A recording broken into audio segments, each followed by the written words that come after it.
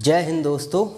चीन ने पाकिस्तान और पाकिस्तान की आर्मी को बहुत बड़ी मुसीबत में डाल दिया है, क्योंकि सी पैक से अपने पैर पीछे खींच लिए हैं चीन ने। और पाकिस्तान की सरकार और पाकिस्तान हमेशा से ही अपने देश के लोगों को चूरन बेचते आए हैं कि सी पैक का प्रोजेक्ट बन गया फिर तो हम दुनिया की सबसे बड़ी सुपर पावर बन जाएंगे, सब ठीक हो जाएगा पाकिस्तान में। अभी जो स्थिति है थोड़ा उसके लिए एडजस्ट करो यार, क्योंकि जैसे ही सी पैक का प्रोजेक्ट बनता है, ये कंप्लीट होता है चीन और पाकिस्तान के द्वारा जो मिलकर बनाया जा रहा है, हालांकि पैसा पूरा चीन का ही है, उसमें पाकिस्तान का तो उसमें बर्बाद होना ही होना है। क्योंकि चीन ने की आप चालबाजियाँ देखिए कि लोन दिया इन्हें प्रोजेक्ट बनाने के लिए, प्रोजेक्ट भी बना रहा है चीन, उसी के इंजीनियर सब कुछ, मतलब पैसा भी वही लगा रहा है और वही पैसा बनाने के बाद वापस वो भी ले जा रहा है। और कर्ज किस पे चढ़ा रहा है? पाकिस्तान पे। और पाकिस्तान की सरकार और पाकिस्तान की आर्मी ये अपने देश के लोगों को चूरन बेच रहे थे कि ये सी पैक प्रोजेक्ट जिस दिन कंप्लीट हो गया उस दिन से हमारे पाकिस्तान के दिन बदल जाएंगे। तो अब चीन ने कहा है कि भाई अब हम इसमें आगे पैसा नहीं लगा सकते। क्यों? क्योंकि शुरुआत में जब सी पैक के खर्चे का आकलन किया गया तो लगभग 40 बिलियन के आसपास बैठा था, लेकिन अब आकलन किया गया तो लगभग 65 बिलियन के पार ये पहुंच चुका है। तो चीन को भी लग रहा है कि व्यर्थ पैसा फंसाने से क्या फ़ायदा, और चीन तो अपना हित पहले देखता है तो, और उसकी अर्थव्यवस्था भी चौपटी है।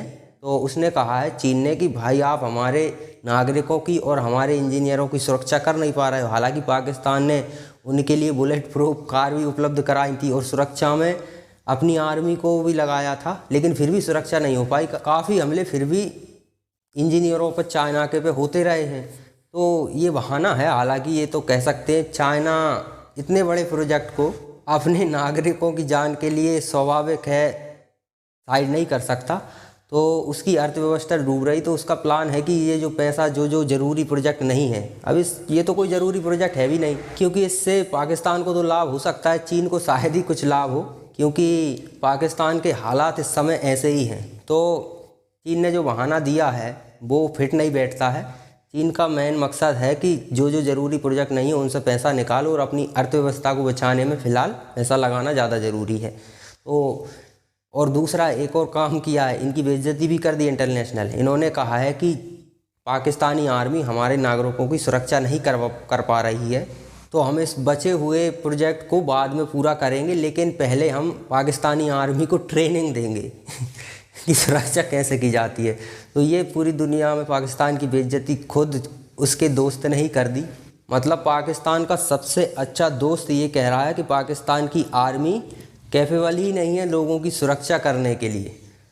पाकिस्तान की तो बड़ी बेइज्जती हो गई। वैसे चीन को ऐसा नहीं करना चाहिए था। समुद्र से गहरी दोस्ती जिस देश से हो उसके साथ इस तरह की बर्बरता बहुत गलत किया चीन ने। तो चलिए अब आगे चलते हैं एक और ख़बर जो कि पाकिस्तान से ही है। तो दोस्तों खबर है कि डॉक्टर हाफिज़ सईद जी के बेटे का किसी ने अपहरण कर लिया है। डॉक्टर साहब के बेटा अभी सुरक्षित पाकिस्तान में नहीं है। अब सोच लो आम नागरिकों की सुरक्षा का क्या हो रहा हो वहाँ पे। इतना बड़ा व्यक्ति, उसका बेटा सुरक्षित नहीं है, उसे ही किसी ने रात को उठा लिया, रात के समय में उससे अगवा कर लिया गया। अगवा भी किसने किया होगा? आईएसआई ने। हो सकता है डॉक्टर साहब आईएसआई की बात ना सुन रहे हों, तो इसलिए उसे अगवा करना ज़रूरी हो गया होगा। अब लेकिन पाकिस्तान का जो मेन स्ट्रीम मीडिया है ये सारा का सारा ठीकरा किस पे फोड़ेगा? भारत और भारत की खुफिया एजेंसी रॉ पर। क्योंकि पाकिस्तान में कुछ भी हो जाए, किसी के साथ भी कुछ भी हो जाए, उसका ठीकरा ये और पाकिस्तान की आवाम विश्वास भी करती है इस बात पर। मतलब डॉक्टर साहब का बेटा किसी ने उठा लिया, उसका ठीकरा यदि ये भारत से फोड़ते हैं ना, तो पाकिस्तान के लोगों को विश्वास भी होगा कि हाँ ये भारत ने ही करवाया है। पाकिस्तान की आवाम भी बहुत आसानी से यकीन कर लेती है ऐसी चीज़ों में, क्योंकि उन्हें बचपन से ही यकीन दिलाया गया है कि पाकिस्तान में जो भी गलत होता है वो सब भारत ही करवाता है। इसीलिए ये भारत से इतनी नफरत भी करते हैं।